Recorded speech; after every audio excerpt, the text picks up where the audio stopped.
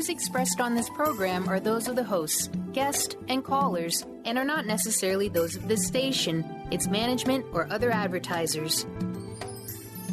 You're listening to Transformation Talk Radio.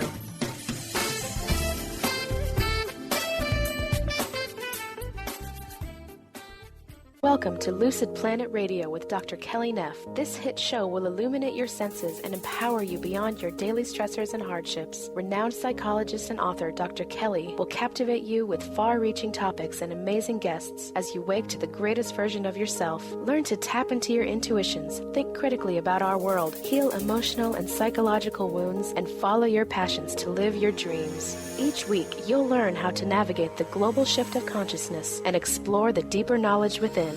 Welcome home. Now here's your host, Dr. Kelly-Neff. Hello, everyone. I am Dr. Kelly, and you are listening to Lucid Planet Radio on Transformation Talk Radio. Stay with us for the next hour and let us help you experience inspiration, creativity, and knowledge.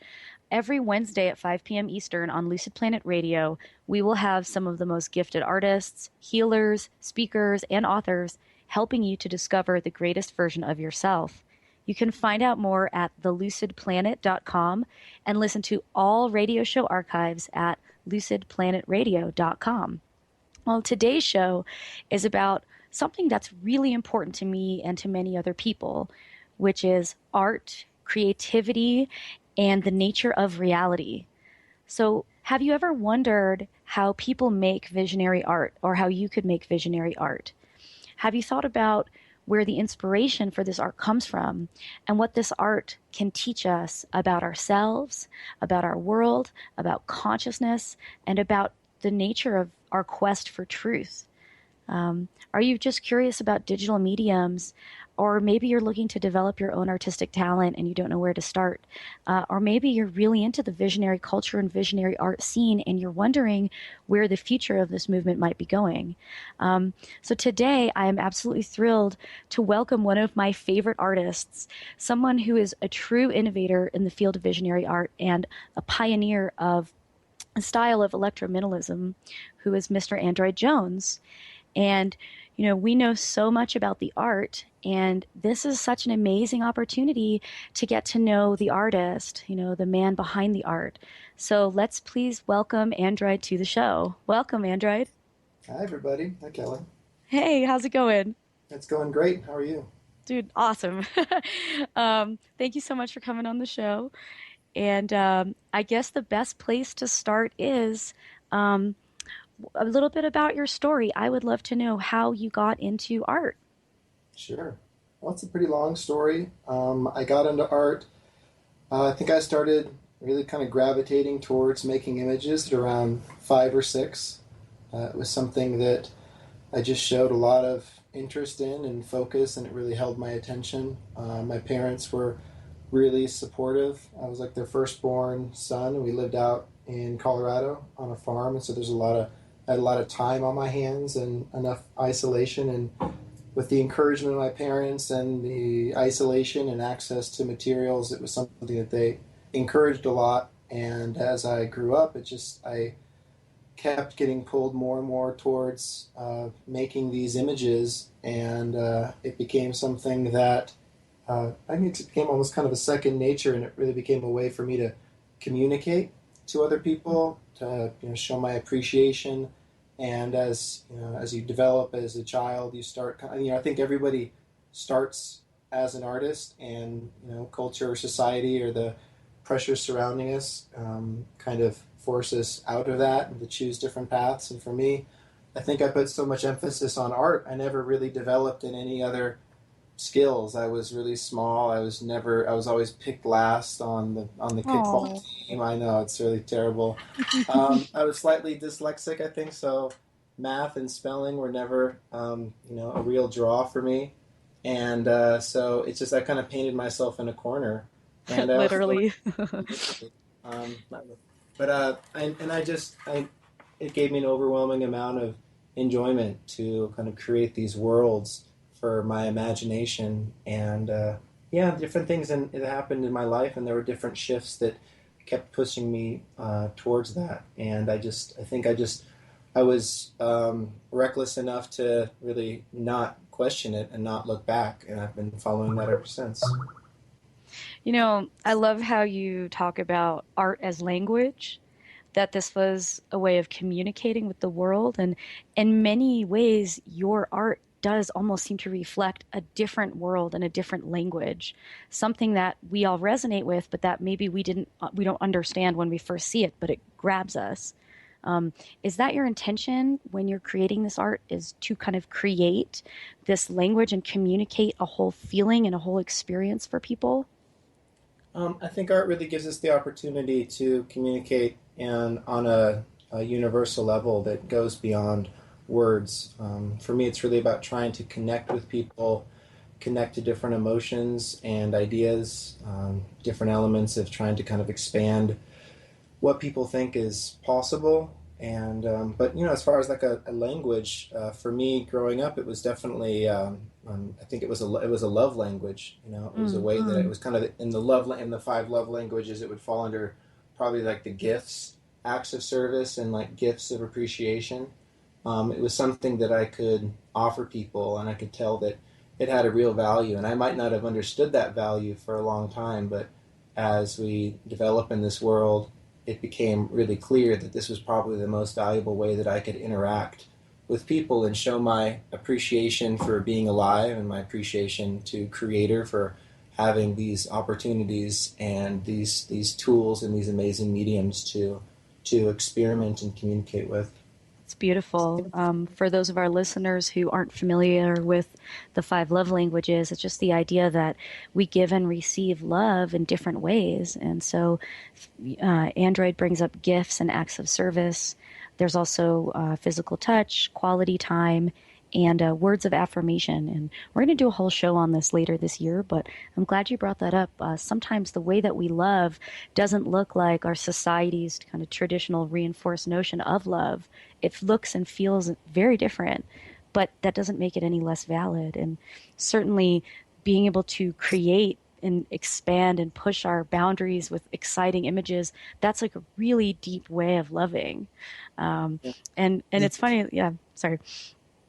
No, I think it's also there's the altruistic aspect of it as that, and from the evolutionary biologist perspective, it's also a very advanced form of signaling to the opposite sex in the tribe. And I figured it out pretty clearly that I wasn't gonna impress the girls with my football skills or my high SAT scores, and from the point of kind of the evolution, kind of like our peacocking and being able to impress people around us. I think art, I didn't have any real musical talent. I wasn't gonna go into a band, start a band or anything. But art became a great way to signal my potential value to the world and attract the kind of people around me that I wanted to spend my time with.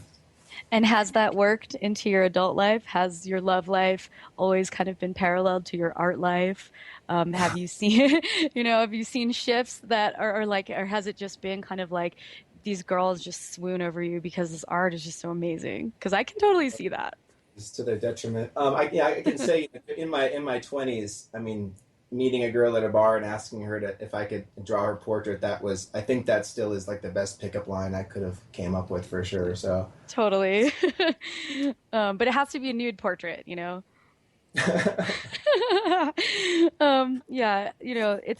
I want to talk about a little more about your techniques and your style, shifting from kind of the more traditional, because you started with traditional medias, right? I mean, I imagine, especially in childhood and adolescence, you probably didn't have access to the digital tools that we have now. Yeah, no, they weren't around. And I've got a pretty deep academic background in drawing and painting. I went through the evolution from crayons to colored pencils to markers to acrylics to oils. I tried some sculpting for a while, even some metalwork. And I also went to school. I majored in computer animation, but on the summers I would attend the Boulder Atelier of Fine Art, and I was taught by a master named L.B. Davis, who was taught by the apprentice of a very famous painter named John Singer Sargent, and he taught me this this alla prima technique, which is a combination of very intentional strokes, a highly refined understanding of anatomy and the use of color. And we did a lot of cast studies. I took a semester and dissected cadavers to make studies and drawings of anatomy. And I have a real deep respect and love for traditional painting and using these kind of organic mediums. But in about, I think, around 95, 96 is when I was exposed to my first Wacom tablet.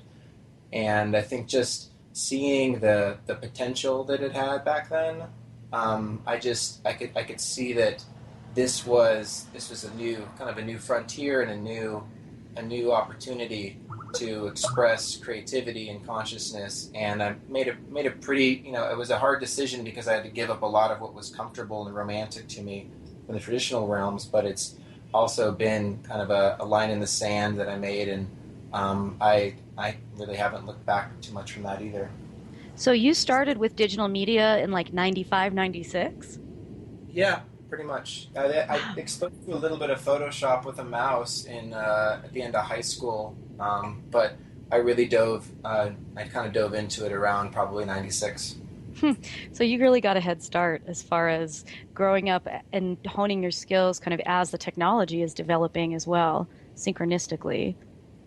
Well, I mean, I really took my cues from art history. And when I looked at all the artists that I admired the most, the Velázquez and Rubens and Rembrandt and all these academic masters, if you read into them, each of them, they use the most advanced forms of brushes and paints and camera obscuras and canvases that were available to them.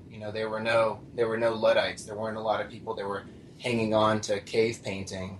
They were very progressive, and they were really at the cutting edge of any creative tool that was available to them. And so I tried to follow their example. That's so fascinating. We're going to talk so much more about digital media as soon as we get back from the break. I really want to hear more about this and how you've developed your own unique style. So as soon as we get back on Lucid Planet with Dr. Kelly, we are going to talk more about technology and truth and society and culture and all these great things with visionary artist Andre Jones. So stay tuned, and we will be right back.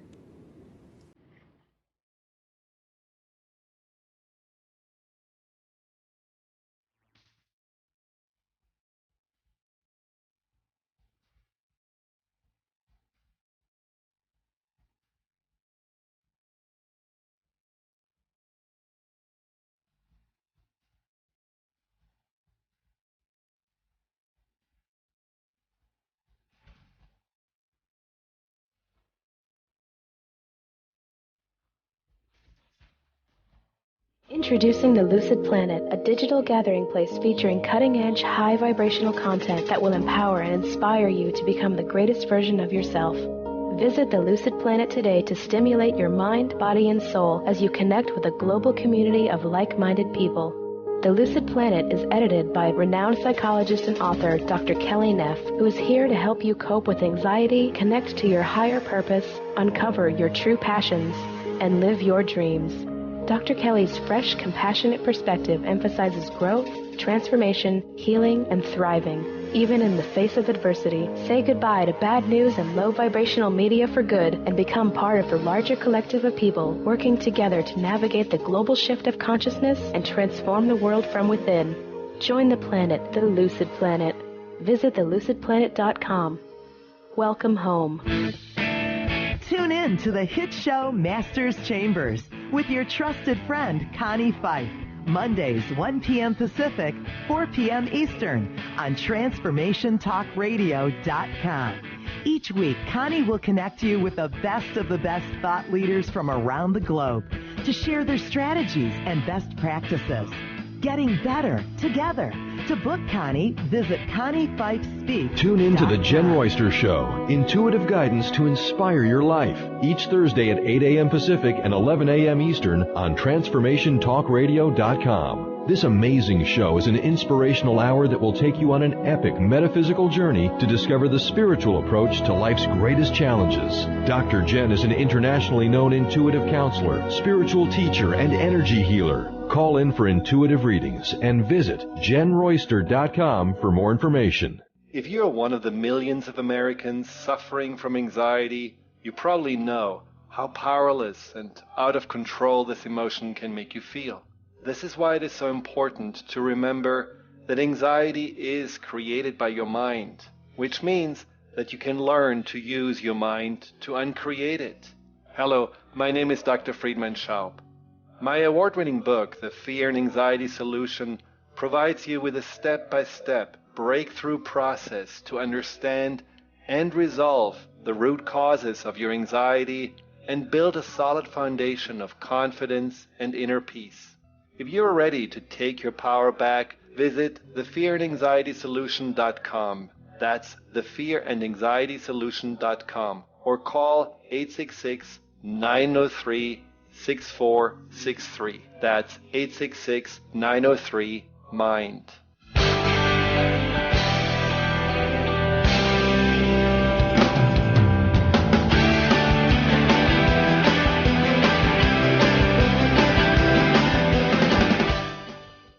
What's up? We are back on Lucid Planet Radio with Dr. Kelly, and my guest today is world-renowned visual artist Android Jones, who is talking with us about the creative process, digital art, truth, consciousness, society. But before we continue, I just want to make sure everyone knows how to contact you, Android. Could you give your contact info to our listeners, tell them how to see your art, your galleries, order prints, get in touch, find out more about you? Sure. My website is androidjones.com.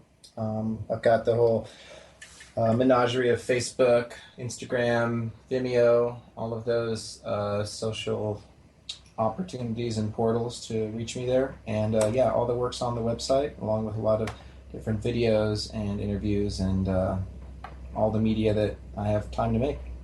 Which is quite a lot. So moving forward, before the break, we were talking about kind of honing your digital self, your digital creative techniques, and how they actually came from some of the really old school painters and classical artists. Can you just tell me a little bit more about that and how that translates from a medium of, vegetable and animal to a medium of digital? Yeah, well, if you look throughout our history, most of the documented creative experiences that we have in the records reflect, if you kind of think about it, the media, the animal and vegetable mediums, meaning like, we first started expressing creativity through, beyond dance and song and poetry, through animal skins we turned into drums. We used rocks and we started scratching our way onto walls. Paintbrushes are largely made up of animal hair, pieces of wood, papyrus. All these are vegetable type of mediums, the pigments we made. And so the dominant medium of our creative expression and limitations were really within this animal and vegetable kingdom for a really long time. And then we started getting into more of the mineral aspects. And so when I used the term electro-mineralism, it was a way of me really trying to redefine the framework of the mediums that I use, because it seems like we make this distinction between this traditional realms and these digital realms, but at the end of the day, my laptop, it didn't come from another planet. It's all just the conscious manipulation of our beloved Mother Earth. It's full of zinc and magnesium and crystals, quartz right? crystals. Yeah. Crystals in the computers, yeah. So yeah. I say that all the time. I'm like, your computer and phone is made of crystals, bro. Anyway, it is, and now, and it's powered by this amazing electricity. Is really kind of the juice that makes it all happen. And when you get down to kind of, if you want to look at things from the molecular and the chemical level, our dreams and our ideas and our imaginations are these neurochemical, electrical impulses in our imaginations. And so, for me, I found that using electricity was actually one of the purest type of mediums for creativity that I had access to. And it's in the kind of the genesis of my creative identity, it's been such an overwhelming yes to want to kind of just explore as much as I can within the framework of these amazing pieces of hardware and software that keep developing and improving, quarter and after year. So and as an artist too, whether it's myself or an artist that's alive, 100 years ago or 500, if you're talking about two-dimensional, use the term painting, what we're really doing, if you kind of break it down, it's all a type of illusion at the end of the day. Really what we're doing is we're manipulating line, color, form, and shapes to create this sort of fabrication of a composition.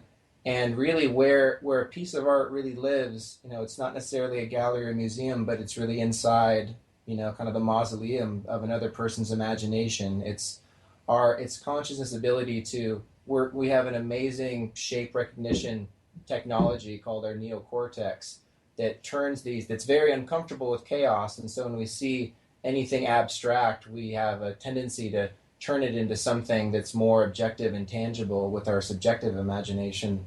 So at the end of the day, I find that these digital tools offer me the widest array of freedom and opportunity to create an unlimited amount of colors and shapes that then, if I arrange them in the right way, they'll translate into something more objective when people view the images. That feels so much like the emerging understanding of our consciousness and reality anyway, that the physical world is an illusion, that our brain is really downloading consciousness, and that the observer changes the outcome. So by looking at something, we make it what it is through our interpretation of it. Exactly. Yeah. So it's funny. So what you're talking about with the artistic process, it's just actually helping us to understand the way we also interpret our reality too. Yeah, absolutely. And why not use the most advanced tools we have to try to, peck away at this incredible mystery that is life and consciousness and reality. And if it is all, I'm kind of I tend to be more of the holographic universe perspective. What's real at all? What's the difference between a rock and a pixel and all these things? It's bits of information kind of at the end of the day. And so I've just chosen to use a medium that allows me the greatest range of creative strokes possible. So I have to ask, so many people resonate with your work. It celebrates life on so many levels. I know here at Lucid Planet, we're huge fans. And just want to thank you on the air for allowing us to use your art on our website, lucidplanet.com.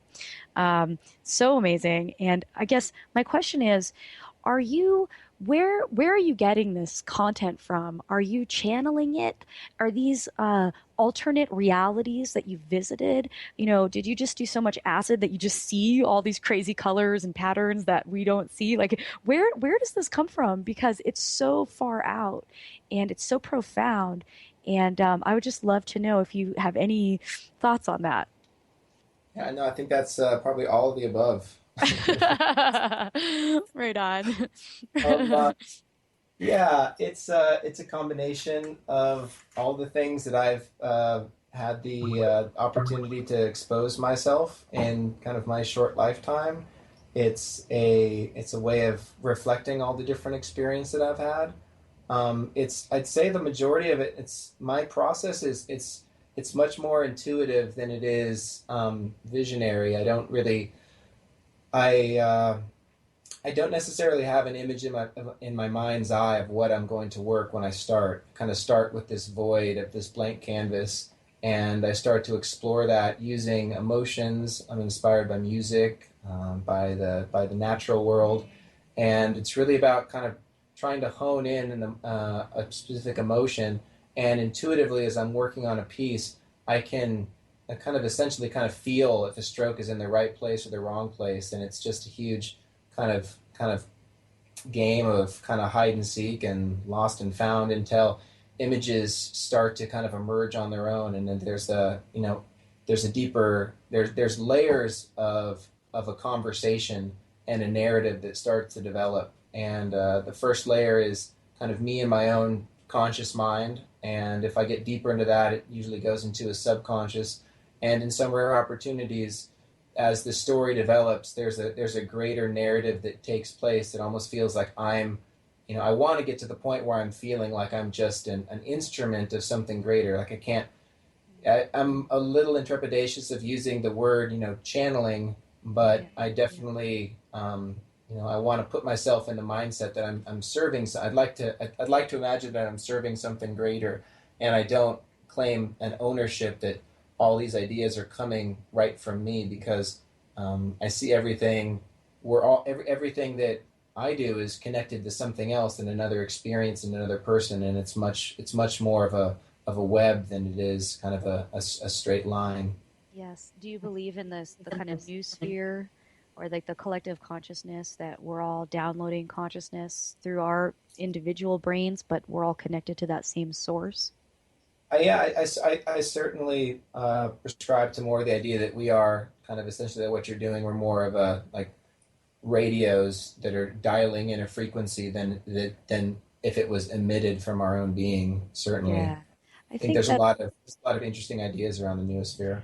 There is, and that's, I guess we could have a whole other show just talking about that, and maybe we will in the future. I know I had Jamie Janover on a couple weeks ago, who's the director of Sonic Bloom, and we'll both be at Sonic Bloom doing workshops next week.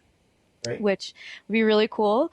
So if you want to see Android in action, I heard there's going to be like an Android forest or something, like I can't remember, all your art on display in a forest. Is that true? Yeah, we're going to take advantage of the natural landscape and trees, and kind of make a little droid grove of droid grove. There you go, Droid Grove. I knew it was something cool like that. So but we're going to continue after the break. We're going to talk about kind of, for our listeners out there, helping to find your creative voice, and talking a little bit about flow and connecting to flow and where the source of all this information is coming from. So again, I'm Dr. Kelly, and you're listening to Lucid Planet Radio. Stay tuned. When we come back, Andrew Jones will talk a little bit more about art and visionary culture and creativity and droid groves and awesome stuff. So please stay tuned, and we'll be right back in a couple minutes.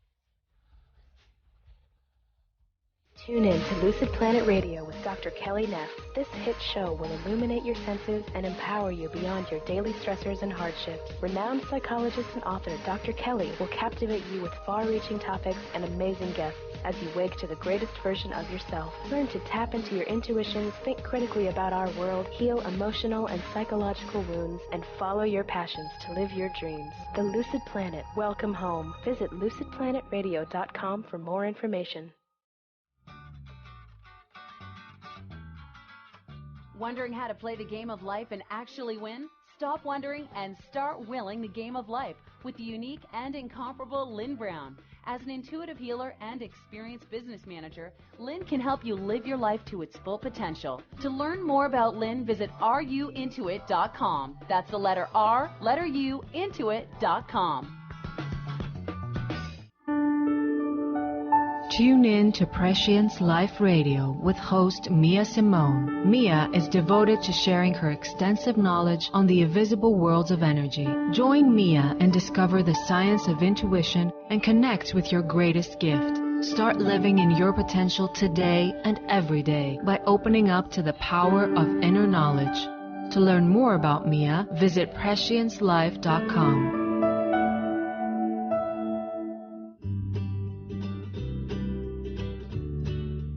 Each month, listen to Live More Radio with co-host Ali Katz. Join Ali and Dr. Pat as Ali introduces new ways to bring balance back to your life through meditation, sleep, and exercise techniques, so you can live your truly authentic life. Stress less, live more. To learn more about Allie, visit atozenmeditation.com. We Carry the Light with host Dr. Susan Allison is the show that inspires you to find the light within and shine your light in the world. You'll hear from guests who model how to be the highest, brightest, most evolved, fulfilled, and conscious humans possible. Tune in each Thursday, 10 a.m. Pacific, 1 p.m. Eastern, on TransformationTalkRadio.com, and let Dr. Susan help you discover that you carry the unique light that only you can shine. 1230 WPLQ.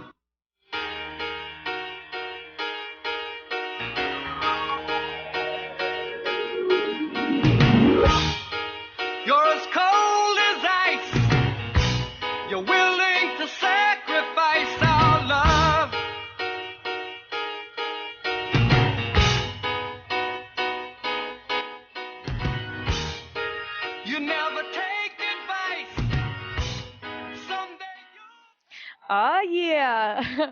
We are back on Lucid Planet Radio with Dr. Kelly, and I have with me here visionary artist Android Jones. We're talking about visionary art, culture, consciousness, reality, and we're going to talk a little bit right now about pursuing a career as an artist and finding your artistic voice. Android, you said earlier that everybody is an artist, and I totally agree.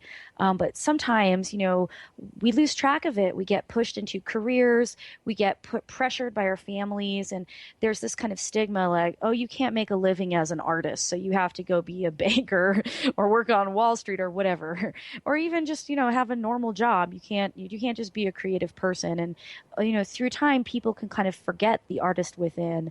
And for you as someone who kind of has always maintained a strong connection to that inner artist, I'm wondering if you have any advice for people who are looking to explore their artistic ability or reclaim their artistic ability, or even people who are artists who are looking to kind of further hone their artistic ability. Yeah. Well, I think that what I've realized through my career and my experiences, that I think one of the most important intentions to kind of set out with is really to try to find a way to be as much of service as possible. And when it comes to a career, what we're really talking about is establishing a way of exchanging value with other human beings. We live on a planet in this paradigm where we kind of have to pay to live.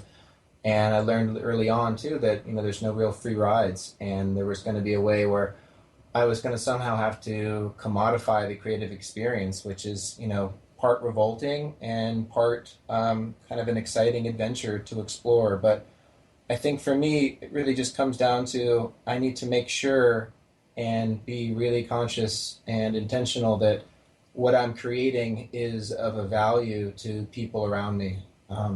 Sometimes a lot of people, they struggle in their art because they might not be aware of it, but the art might be maybe a word like self-indulgent a lot of the time. Sometimes art can be a personal therapy, and that's amazing too.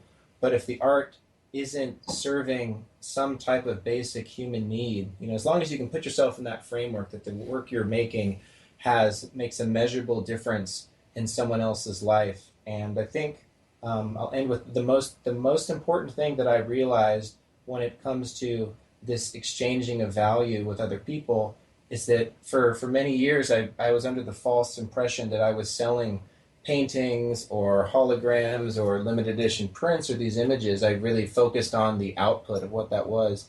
But it took years for me to realize that what I'm really selling is when it comes down to the psychology of buying something.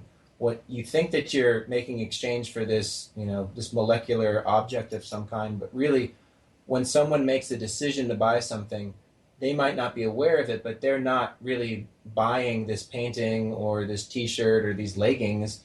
What they're buying is they're buying the potential of themselves in the future with this object or product or service. So do you understand what that is? I'm really, instead of selling a painting, I'm hopefully selling an improved version of themselves when they own this in the future. And as long as the value that I'm giving them is worth more than the amount that I'm asking for it, I make a sale. And when it's not, I don't make a sale. But then that's the easiest way and the most simplistic way I can put it. That is a fascinating perspective. I mean, I'm a psychologist and I own a lot of art.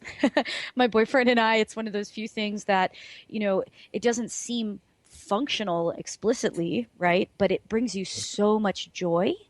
And it enriches your space and your life. I do own a few of your prints. We have the humming dragon above our bed and a couple other ones. We don't own any of your originals yet, but maybe one day if the show does well. But this idea of making a difference, because so many of us really, we live our lives and we want to make a difference and we don't know how to make a difference and we don't know what that looks like. But it really can be something as simple as making art that's beautiful, that people want to be around, and that art makes people feel happy or evokes some emotion in them that then is satisfying and enhances their quality of life. And that's a really, really cool way of looking at art. And I'm not sure that many people are necessarily on that level with it. A lot of artists don't want to commoditize because they feel that it's kind of wrong and that it degrades, their individual expression. But we live in a world where, to me at least, money is part of it's part of our energetic exchange. It's not the entire exchange, but it's one part of the exchange. So if you're doing something and you're on top of your game and people resonate with it and they want to be part of that, then that exchange helps to solidify, in both cases, the continuation of that behavior. And this takes me to, unless you wanted to say something on that. I was just going to say that the way of thinking of it is money is just, it's a small metric of success. And as an art, the challenge that I give to my students or anyone that's looking for advice is what you want to create an enormous amount of value that you put out in the world. And then you want to just be able to harvest a fraction of that value. So I think the real key is to always be giving out much more than you're taking back in. Otherwise, you're a vampire. Absolutely. Well, and when you realize abundance happens, the more that you can give, then the more you put that energy out there and the universe returns it with pretty much anything that you need will start coming and flow. It's this, I've seen it happen. And I just wonder if kind of the new emerging visionary culture that's happening, that we're all part of. I want to talk about that and how these festivals like Sonic Bloom, or I'm heading to Firefly tomorrow, how these events, everybody brings their crafts, and it's kind of this little mini marketplace where people are trying to make a living by providing their art, their gift to their community. And I always bring cash to these events solely so that I can support the vendors who are members of my community, not big corporations having their items manufactured in China, but actual people that I can connect with, that they've made something with their own hands, and then I can then exchange with them to own a part of that energy. And through that, the exchange is helping them to facilitate their dream in life of being self-sufficient as an artist, working for themselves. And so I feel like from that perspective, we're all in this visionary culture. We're all seeing the world in a different way. It's not just about getting things as cheap as you can. It's about actually using your money intentionally to support projects, people, art ideas that truly matter to you. Yeah, for sure. There's value in that, definitely. Yeah, I think so. So we're going into break pretty soon, but I just wanted to quickly ask you, how do you define visionary culture? Let's get to that on the other end of the break. Right, it's because I guess, that's a big one, huh? Stay tuned. I will tell your listeners it might not be what you're expecting when you hear my answer. Oh, see, I like that. I really like that. Also I wanted to bring up, you mentioned in the last segment about flow and about kind of, that you can't take complete ownership of those ideas or of what you're creating, even though you're the one putting in the work to actually sit in front of the screen and be in your process, that there's that element of not necessarily channeling, but kind of connecting to something greater and allowing that to flow through you. And I just wanted to share very briefly, I feel the same with my writing. You know, I'm a professional writer, but there'll be times when I'm writing and I'll kind of zone out, and I'll come back and I'll read what I wrote. And, you know, I've written pages that I don't even kind of really remember that I wrote, but I did because I was there, you know, and it's just like the strangest thing. And I always thought with art that would be so much harder because I'm not very good at visual art. Like, I'm terrible, like painter, drawer. I'm more at the crayon stage of your evolution that you talked about.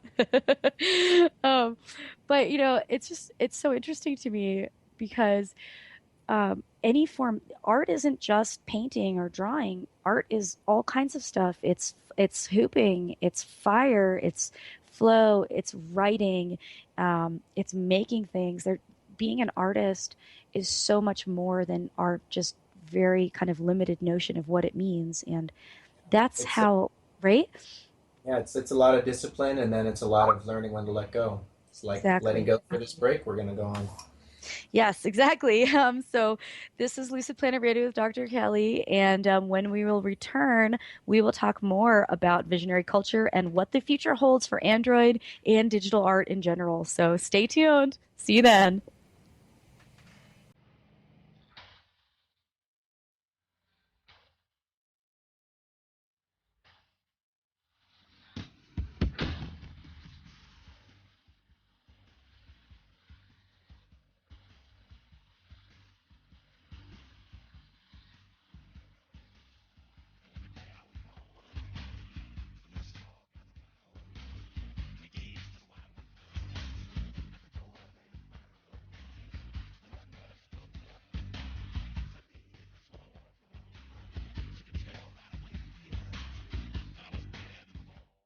How would you like increased health and vitality?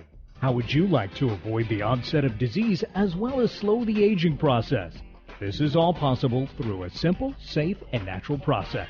Every day we are either moving toward wellness or away from wellness. Hi, I'm Mary Jane Mack. I'd like to be your partner in achieving optimal health. Contact me now at maryjanemack.com or call 425-392-0659. Visit maryjanemack.com. Tune in to Prescience Life Radio with host Mia Simone. Mia is devoted to sharing her extensive knowledge on the invisible worlds of energy. Join Mia and discover the science of intuition and connect with your greatest gift. Start living in your potential today and every day by opening up to the power of inner knowledge. To learn more about Mia, visit presciencelife.com. Are you ready to thread your life with intuition? Intuit Apparel can help you do just that. This is not just about a piece of clothing. This is about a movement, an awakening, and staying centered in life. Your life. Intuitive and host of the radio show Get Into It, Lynn Brown, was given this image with the intention of a clothing line designed to represent the essence of life itself. Visit intuitapparel.com now and wear your intuition with pride. Introducing the Lucid Planet, a digital gathering place featuring cutting-edge, high-vibrational content that will empower and inspire you to become the greatest version of yourself. Visit the Lucid Planet today to stimulate your mind, body, and soul as you connect with a global community of like-minded people. The Lucid Planet is edited by renowned psychologist and author Dr. Kelly-Neff, who is here to help you cope with anxiety, connect to your higher purpose, uncover your true passions, and live your dreams. Dr. Kelly's fresh, compassionate perspective emphasizes growth, transformation, healing, and thriving, even in the face of adversity. Say goodbye to bad news and low vibrational media for good and become part of the larger collective of people working together to navigate the global shift of consciousness and transform the world from within. Join the planet, the Lucid Planet. Visit the-lucid-planet.com. Welcome home. Artie Hoffman is the hottest psychic with the warmest heart and the host of the hit show Angels and Answers. A renowned psychic, medium, spiritual life coach, and an entertaining motivational speaker, Artie has helped over 15,000 people with his amazing intuitive gifts, his passion, and his humor. Call 877-ANGEL-02 to schedule a personal reading or to have your own psychic Artie party. That's 877-ANGEL-02. And visit artiehoffman.com and Angels and Answers on Facebook.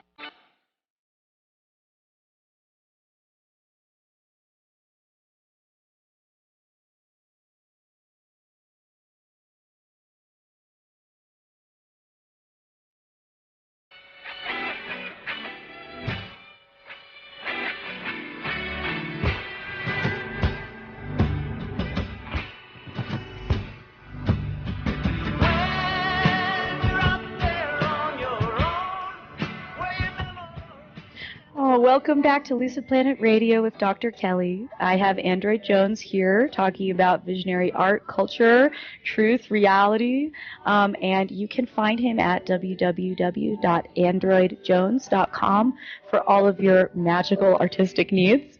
So, Android, closing out the show in this last segment, I would love to hear from you. I know you teased us before the break, your definition of visionary culture. Well, it's not so much maybe a definition, but maybe to just expand upon my ideas around it. Sure. It's become a really loaded word in our lexicon, this visionary culture. I think a lot of people want to imagine that it stands for something that's new and groundbreaking and paradigm shifting. And I've been part of it for the better part of the last 9 years, almost a decade or so, and I've seen a lot of shifts and changes and evolutions of it over time. But I think it's really important to just remind all your listeners that, from my perspective, the visionary culture, it's still just another cage for your consciousness. It's still just a box and a bucket that I think a larger system of organization is herding people into. And that's not to say that there's not so many beautiful aspects and valuable components of it that we all share and experience firsthand at these festivals. But it's still, there's anything that calls itself something that people don't subscribe to. I've been able to see a lot of stagnation and monotony in it, where things start looking the same. There's a certain expectation, and I mentioned it's like a cage, like a hipster is a cage, or a juggalo, or any of these things. Juggalo. I think a lot of people have a romantic idea that this is something that's sprung up naturally and organically, and just from my research, there's a lot of evidence that would suggest the contrary, that this was a very manipulated and controlled and planned type of a box for people to fit into. Huh. So what do you think the future looks like? I mean, how is this, is it going to evolve, or is it going to become more stagnated, or where are things going? Well, what I like to do, and I think one of my goals too, is that I think the sooner that visionary is seen as kind of an underground movement. All movements, they blossom and have their lifespan, and then they kind of go into a slow demise. I think the sooner that we can get visionary culture as soon as we get visionary culture, just say these underground movements into a mainstream, then that will create the soil for a new underground to emerge. I think that's what I'm excited about. I'm excited to see what kind of new subcultures will end up taking shape, and what kind of new ideas will spring forth from the ashes of what we're kind of dancing and celebrating in right now. And when it comes to being an artist, like I use the term electro-mineralism. I don't necessarily identify myself with the visionary art, because I think really the biggest joy I get out of being an artist is trying to introduce something new. I mean, being an artist isn't about following in line with what other people's expectations are. It's really trying to break free of the boundaries and ideas and limitations that are set forth upon us, upon this culture, which, as Terence McKenna says very astutely, that this culture is not your friend. Human imagination is absolutely infinite and boundless, and whenever we kind of like sign up for a certain jersey or get a tattoo of this or that, I think that we're greatly limiting the unlimited potential of what we can experience and express as human beings. Dude, that's so awesome, because I really actually see exactly what you're saying. Reject all categories. Doesn't matter what it is or how comfortable it is. It isn't your friend, because it's going to limit you. Because all of a sudden, I mean, I used to have this problem, when I first got into the whole burner scene, and I have not been to Burning Man. I'm going to my first burn this year, fingers crossed. But I was always confused how it looks like they're all wearing the same uniform. Yeah. And I thought the idea was this radical self-expression and all of these things, but everyone looks the same. So it's well, isn't the goal not to have everybody fit in the same box, but have everybody be just doing their own thing, and we can kind of come together? And maybe it goes back to our mind, how we talked about our neocortex needs to categorize things to make sense of them.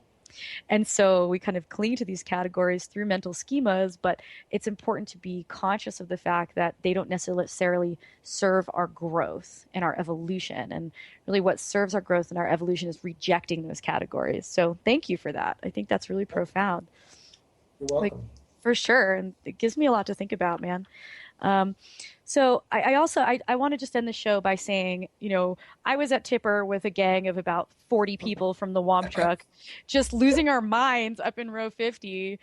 And seeing you do those live visuals, for those who don't know, Android recently performed at Red Rocks with Tipper and Alex Gray, and he did live visuals with the music. And also, of course, the planetarium show, absolutely insane.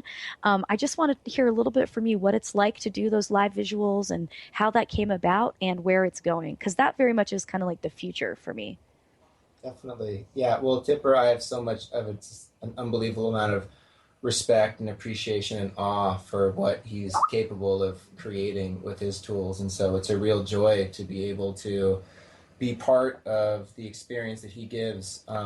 Tipper, when I do visuals for a lot of different artists, but for Tipper, it's less about, a lot of times my goal for visuals is to create a kind of a shape-based complement to the sounds that are being produced. But with Tipper, I feel that I'm almost his interdimensional visual translator. I'm literally trying to give the alien languages that he's putting forth. It's so alien. It's so alien. I'm sorry. Yeah. It really is.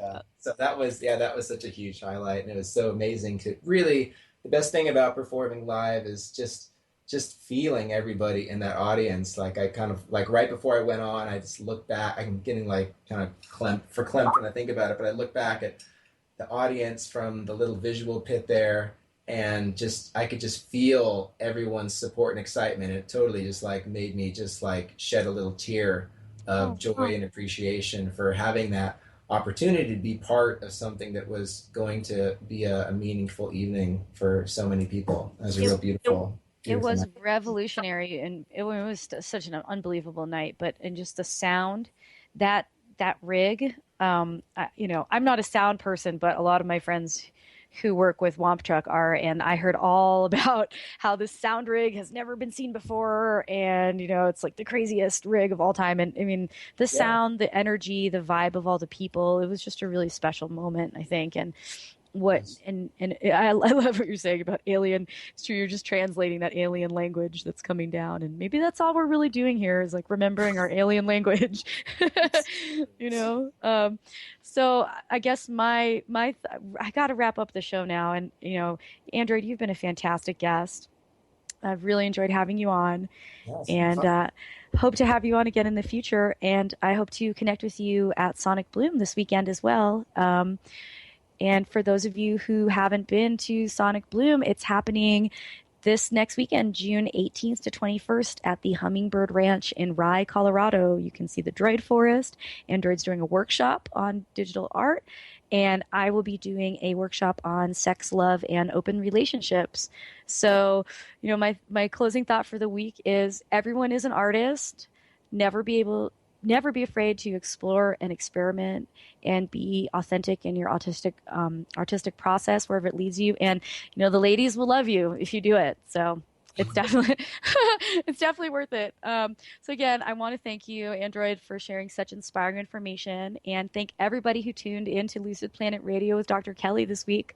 I had such a blast, and you can join me every Wednesday at 5 p.m. Eastern, 4 p.m. Central, 3 p.m. Mountain, and 2 p.m. Pacific. You can also find me at the-lucid-planet.com and connect with me on Facebook and Twitter at The Lucid Planet with Dr. Kelly. And next week on Lucid Planet Radio, I get another special treat. I will be interviewing filmmaker and screenwriter Mitch Schultz, who, in case you didn't know, is the writer, director, and producer of the film DMT, The Spirit Molecule. And I am on my way to Firefly Gathering in Arizona tomorrow. If you're traveling in Flagstaff area, I would love to see you at my workshop down there, and come give me a hug. And if not, hopefully next weekend at Sonic Bloom. All right, everyone, take care. Have a wonderful rest of the week, and so much light and love to you. Bye-bye now. You've been listening to the hit show, Lucid Planet Radio with renowned psychologist and author Dr. Kelly-Neff. Tune in each week as we illuminate your senses and empower you beyond your daily stressors and hardships. This hit show will captivate you with far-reaching topics and amazing guests as you wake up to the greatest version of yourself. Learn how to navigate the global shift of consciousness as you explore the deeper knowledge, passion, and purpose within. Visit lucidplanetradio.com for upcoming show topics and to contact Dr.